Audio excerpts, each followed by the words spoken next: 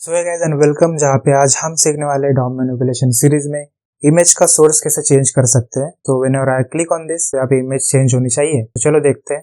Yes, it's working. तो चलो देखते हैं इसे कैसे करते हैं। तो ये है मेरी HTML फाइल जिसमें मैंने एक इमेज टैग यूज किया है। उसके अंदर मैंने सोर्स दिया है, ऑनलाइन सोर्स दिया है एक इमेज का। कॉपी इमेज एड्रेस से आप यहाँ पे कर सकते हो और यहाँ पे हाइट दी 80 पिक्सल और यहाँ पे बटन है चेंज इमेज BTN। तो चलो बढ़ते जावास्क्रिप्ट में। Document dot get element by ID। तो हम यहाँ पे बटन की ID यहाँ पे गेट करनी है। Add event listener arrow function, इसमें document dot get element by ID।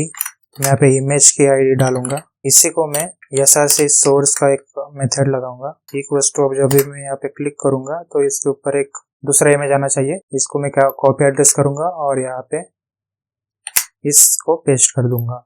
So let's see ये वर्क करता है या नहीं। So yes, it's working. तो जब भी मैं इसके ऊपर क्लिक करूंगा वो चेंज हो जाएगी।